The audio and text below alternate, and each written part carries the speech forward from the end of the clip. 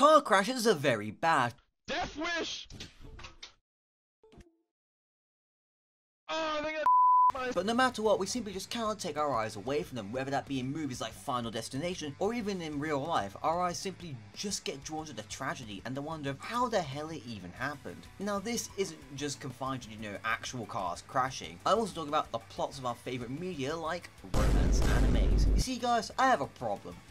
That is a really bad attention span, and whenever I'm trying to watch a romance anime, I straight up just get bored, because it's a good old, oh no, I'm scared to hold his hand, it's only episode 7, we have to wait until like season 3 part 4 of 2 for like anything else to even happen at that point. But then Domestic Girlfriend crashes through the wall like the Kool-Aid Man with a can of gasoline and some matches, with a plot that will basically give you crippling whiplash within the first 10 minutes. It goes a little something like this: the main character loses virginity to a random girl, pretty cool, right? Then we find out he has a thing going on with his teacher. Okay, slightly concerning. Then his dad says, hey son, I'm getting remarried. And then we find out the woman that he's getting remarried to has 2 daughters, one of whom is the girl that he smashed, and the second is his teacher that he has a crush on. And suddenly, they're all living under the same roof. Now after finding out information like this, the average person would probably do what a Stellaris player would absolutely hate, and try to do a little bit of diplomacy to try and remain peaceful and coexist with everybody under the same roof. So nothing weird or,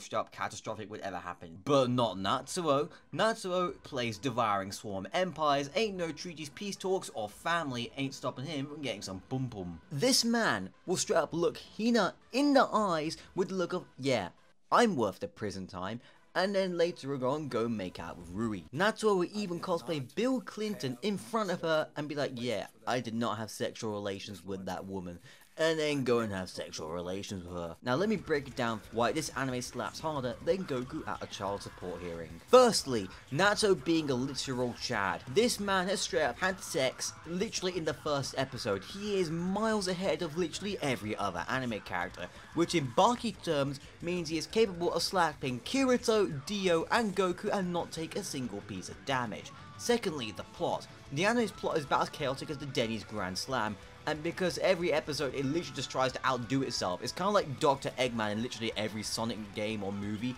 from chasing Sonic in a flying robot to suddenly just straight up just pissing on the moon in the 3rd movie. Third is the characters. Hina is beautiful, but straight up will break several laws multiple times just throughout the series and should have never been let near a school. Rui is probably on the autism spectrum and generally does not know how to function as a human being. Momo is just too precious for this planet. Any hatred towards her will be met with an immediate airstrike upon your location. Now, Fumio is quite literally the GOAT of best friends in anime. Throughout the 12-episode run of the anime, he is constantly a treat to be on screen, delivering some of the funniest moments in anime, and also trying to coach Natsuo for his absolute messed up situation that he's entirely created himself. Fumio very much knows this, but no matter what, is still trying to help Natsuo because ultimately that is what best bros do. Now, one thing that this anime is great at is for some reason giving you really bad physical whiplash. It'll generally drop some of the most wholesome, sweetest moments, like in episode 2, when Natsuo is trying to help Rui with her social skills,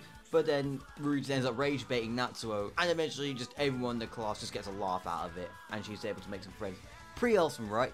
Well, how about accidentally walking into her taking a bath? Yeah, bet you weren't expecting that. Oh wait, we both watch anime here. See, the thing is, Domestic Girlfriend isn't like just some, regular old anime. It bridges the line between anime and hentai. Kinda like High School DxD and Prison School. And because of this, it isn't bound by the typical, normal anime rules like no kissing till episode 12 or, well, being a law-abiding citizen. Let's be real, half the stuff that happens in this anime is very illegal. Anyways, the anime runs on more like hentai in terms of plot.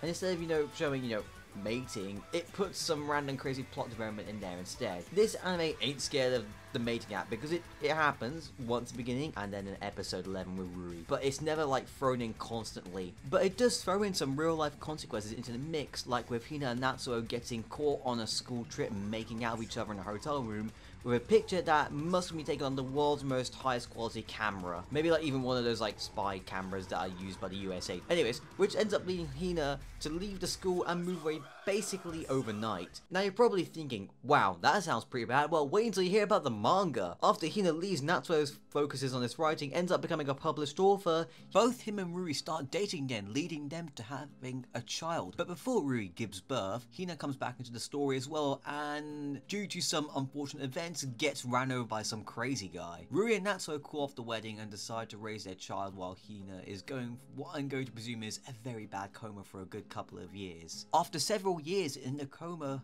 Hina finally wakes up and then ends up marrying Natsuo, and well, that ends the manga really. At its core, Domestic Girlfriend is more than just chaotic storytelling for the sake of just pure chaos. It's a messed up situation with very immature characters trying to find their way through a situation where there isn't really a For Dummies book about. Behind all that crazy anime drama is a plot that refuses to let the characters off the hook with some of the complete stupid decisions that they make. It makes them face humiliation, heartbreak. Earlier on I talked about how car crashes and we like to watch them. And it's not just to be edgy, but for the tragedies going up in flames. It's seeing those mistakes being played out in real time, like watching people in public have an argument that's a bit too loud, or listening on the aunties and uncles talking about the local family drama.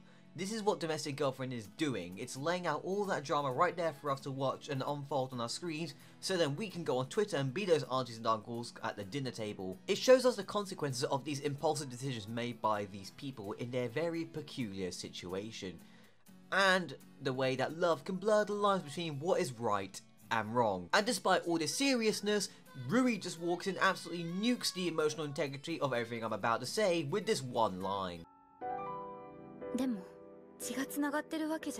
Domestic Girlfriend isn't just an anime. It's a study on how to turn the family tree into a family hedge, to the point where the Habsburg family will be very, very jealous.